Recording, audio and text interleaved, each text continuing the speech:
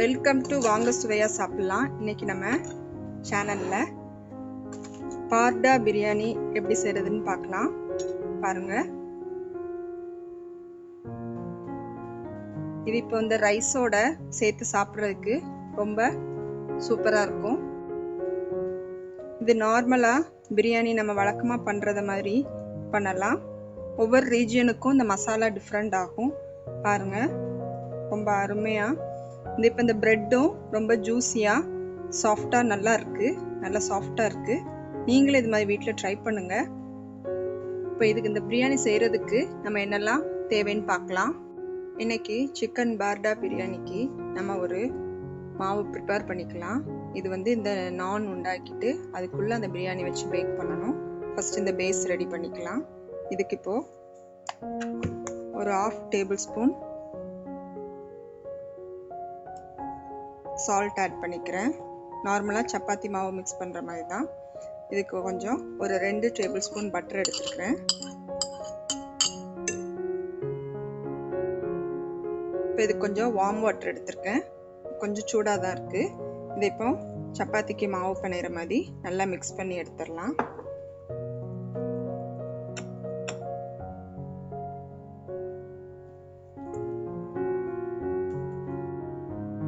இப்போ இந்த மாவு மிக்ஸ் பண்ணி ரெடியாக இருக்குது. இப்போ இதை கவர் பண்ணிடலாம். இது இப்போ பிரியாணி ரெடி ஆகிற வரைக்கும் இது அப்படியே ரெஸ்ட்டில் இருக்கட்டும். இது இப்போ க்ளீன் ஃபில்ம் இல்லாட்டி ஈர டவல் போட்டு மூடி வச்சிடலாம்.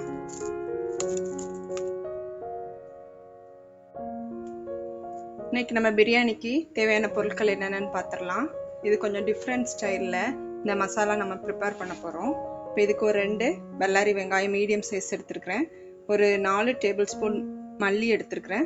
4 டேபிள் ஸ்பூன் பெரிய சீரகம் எடுத்துருக்கிறேன். சோம்பு ஒரு 4 காஷ்மீரி சில்லி எடுத்துருக்கிறேன் கலருக்காக. 2 முழு கார்லிக் எடுத்துருக்கிறேன். 1 டேபிள் ஸ்பூன் சால்ட் எடுத்துருக்கிறேன். இது எல்லாத்தையும் ஒன்றா ஆட் பண்ணி ஒரு 1/2 லிட்டர் தண்ணி வச்சு இப்போ இதை குக்கர் மூடி போட்டு ஒரு 2 விசில் விட்டுடலாம். இதில் உள்ள இந்த ஃப்ளேவர் ரொம்ப நல்லா இருக்கும். இப்போ நம்ம இதை க்ளோஸ் பண்ணி மீடியம் ஃப்ளேமில் வச்சு, ஏன்னா அதில் உள்ள நல்ல ஜூஸ் எல்லாம் இறங்கணும் நமக்கு, அதனால மீடியம் ஃப்ளேமில் வச்சு 2 விசில் போட்டு எடுத்துடலாம். இப்போ நம்ம பாயில் பண்ண இந்த மசாலா ரெடியாக இருக்குது. இப்போ வாஷ் பண்ணி ஒரு 1 கிலோ சிக்கன் எடுத்து வச்சுருக்கிறேன், ஹோல் சிக்கன். இதை இப்போ இதில் ஆட் பண்ணிக்கலாம். இது நம்ம இப்போ பாயில் பண்ண இந்த மசாலா வாட்டரோட இதை ஆட் பண்ணிட்டு இன்னும் கொஞ்சம் தண்ணி விட்டு இன்னொரு கிளாஸ் போல தண்ணி விட்டு இதை ஒரு 10 மினிட்ஸ் இதில் மீடியம் ஃப்ளேமில் வேக வச்சிடலாம். இதுக்கு எந்த விசில் போட வேண்டாம். ஜஸ்ட் அந்த மசாலா வாட்டர் அதில் அப்சர்வ் பண்ணுறதுக்காக கொஞ்சம் இதை கொதிக்க விட்டு எடுத்துடலாம். இப்போ கொஞ்சமாக நம்ம பிரியாணி ப்ரிப்பேர் பண்ணுற பாத்திரத்தில் ஆயில் ஆட் பண்ணி ரெடி பண்ணிக்கலாம். இப்போ இதுக்கு 2 பே லீஃப் எடுத்துருக்கிறேன். ஒரு 5 பீஸ் கிராம்பு, ஒரு சின்ன பீஸ் அன்னாசிப்பூ, ஒரு 2 ஏலக்காய், ஒரு சின்ன பீஸ் பட்டை, ஒரு 1/4 டீஸ்பூன் சின்ன சீரகம், ஒரு 15 to 20 முழு மிளகு எடுத்துருக்கிறேன். இது இப்போ எல்லாத்தையும் இதில் ஆட் பண்ணி இது கொஞ்சம் ஃப்ரை ஆக விட்டுடலாம். இப்போ இது கூட ஒரு பல்லாரி வெங்காயம் கட் பண்ணி வச்சுருக்கிறேன், இதையும் ஆட் பண்ணிடுறேன்.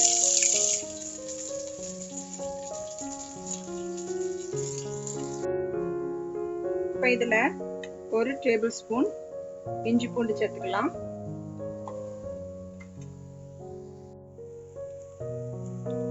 இப்போ நம்ம இதில் ஒரு 10 மினிட்ஸ் வேக வச்சு எடுத்து வச்சிருக்கிறோம். இந்த சிக்கனை இதில் ஆட் பண்ணிடலாம்.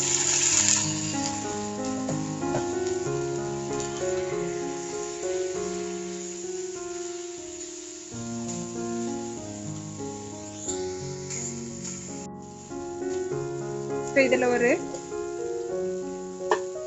ஒரு table spoon chilli powder add பண்ணிக்கிறேன். நீங்கள் ஸ்பைசஸ் ஸ்பைசி உங்களுக்கு தகுந்த மாதிரி அட்ஜஸ்ட் பண்ணிக்கிறோங்க. இதில் வேற எந்த காரமும் நம்ம ஆட் பண்ணலை.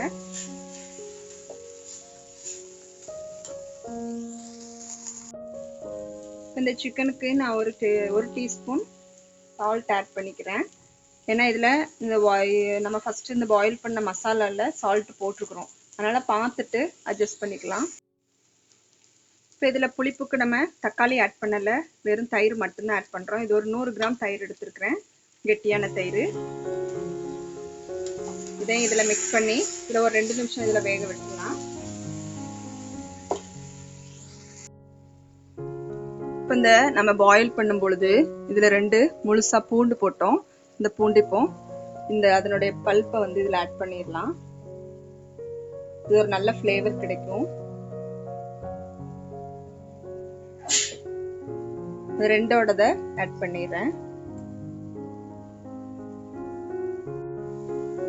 இப்போ இதை 1/2 கிலோ அரிசி எடுத்துருக்கிறேன், பாஸ்மதி அரிசி. இதை இப்போ வந்து 1/2 hour ஊற வச்சு எடுத்துருக்கேன். இதை இப்போ இதில் ஆட் பண்ணிடலாம். இப்போ நம்ம குக்கரில் மசாலா வேக வச்சு வச்சுருந்தோம், அந்த தண்ணியை நான் அளந்து ஊற்றிக்கிறேன்.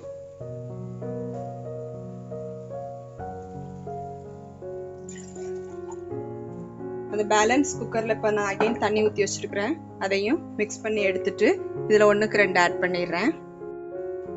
நம்மளோட ரைஸ் ஆல்மோஸ்ட் ரெடி ஆயிடுச்சு. இப்போ இதில் கொஞ்சம் ப்ரௌன் ஆனியன் ஆட் பண்ணிடலாம்.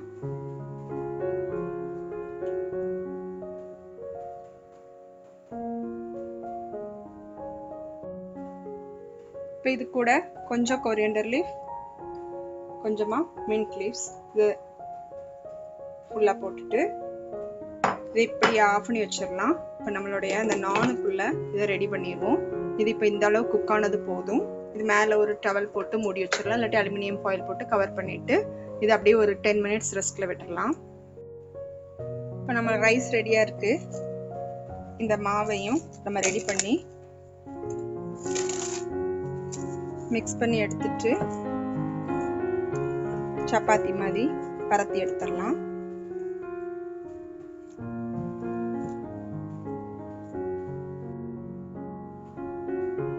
இப்போ கீழே கொஞ்சம் மைதா டஸ்ட் பண்ணிட்டு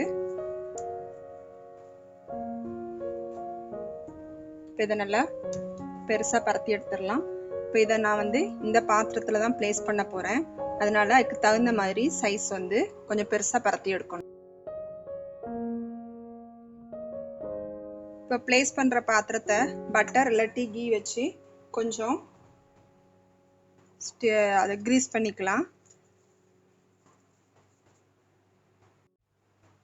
இப்போ நம்ம பரத்தி வச்சிருக்கிற இந்த சப்பாத்தியை இதுக்குள்ள பிளேஸ் பண்ணிடலாம்.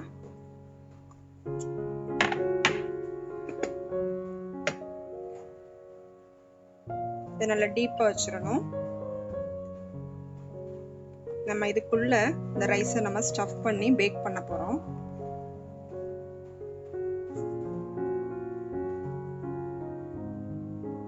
கொஞ்சமா ஆனியன் பிளேஸ் பண்ணிட்டு கொஞ்சம் கொரியண்டர், கொஞ்சம் மின்ட் லீவ்ஸ் போட்டுட்டு இப்போ நம்ம குக் பண்ணி வச்சிருக்கிற இந்த ரைஸை இப்போ நம்ம ஓப்பன் பண்ணி பார்க்கலாம்.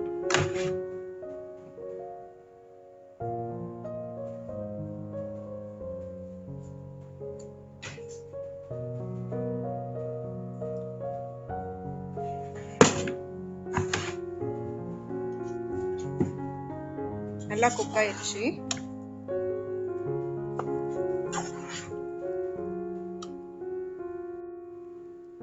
இப்போ இந்த ரைஸை இதில் ஆட் பண்ணிடுவோம்.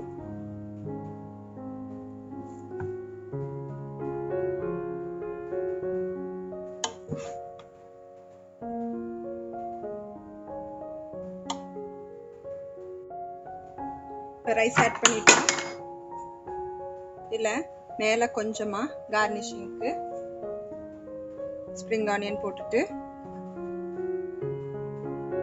கொஞ்சமாக கொரியண்டர், கொஞ்சமாக மல்லி இலை தூவி இதை இப்போ க்ளோஸ் பண்ணிடலாம். இது நல்லா பெருசாக செய்யும் பொழுது தான் இதை நமக்கு மூடுறதுக்கு முடியும். பாத்திரமாக இதுக்கு தகுந்த மாதிரி இருக்கும் பொழுது நம்ம பெரிய பாத்திரமாக எடுத்தோம்னா மாவும் வந்து கொஞ்சம் பெருசாக ரோல் பண்ணி எடுக்கணும்.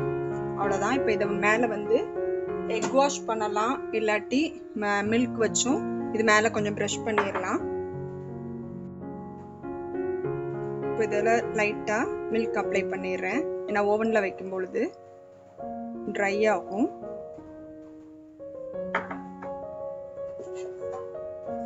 இது ஓவனில் வைக்கிறதுனால நான் இப்படி ஒரு பாத்திரம் எடுத்துருக்கிறேன். இதை இப்போ இதில் ப்ளேஸ் பண்ணிடலாம்.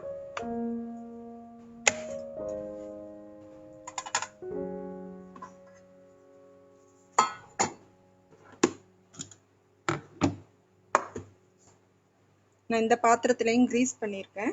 இப்போ இதுலேயும் மேலே கொஞ்சமாக இந்த மில்க் ப்ரஷ் பண்ணிடுறேன். இப்போ அவன் வந்து இப்போ ஹீட் ஆகிட்டு இருக்கு. 180 டிகிரி வச்சு ஒரு 10 மினிட்ஸ் ப்ரீ ஹீட் பண்ணிட்டு இருக்கிறேன். இப்போ இதை அதில் ப்ளேஸ் பண்ணி ஒரு 15 மினிட்ஸ் இதை குக் பண்ணி எடுத்துடலாம். இப்போ நம்ம இதில் ப்ளேஸ் பண்ணிடலாம். ஒரு 10 to 15 மினிட்ஸ் கழிச்சு ஓப்பன் பண்ணி பார்க்கலாம். இப்போ நம்மளுடைய பார்டா பிரியாணி ரெடி ஆயிடுச்சு. இது மாதிரி நீங்களும் வீட்டில் ட்ரை பண்ணுங்க. ட்ரை பண்ணி பார்த்துட்டு என்னுடைய வீடியோக்கு லைக் கொடுங்க. உங்கள் ஃப்ரெண்ட்ஸுக்கும் ஷேர் பண்ணுங்க. சப்ஸ்கிரைப் பண்ணாதவங்க சப்ஸ்கிரைப் பண்ணுங்க. தேங்க்யூ ஃபார் வாட்சிங்.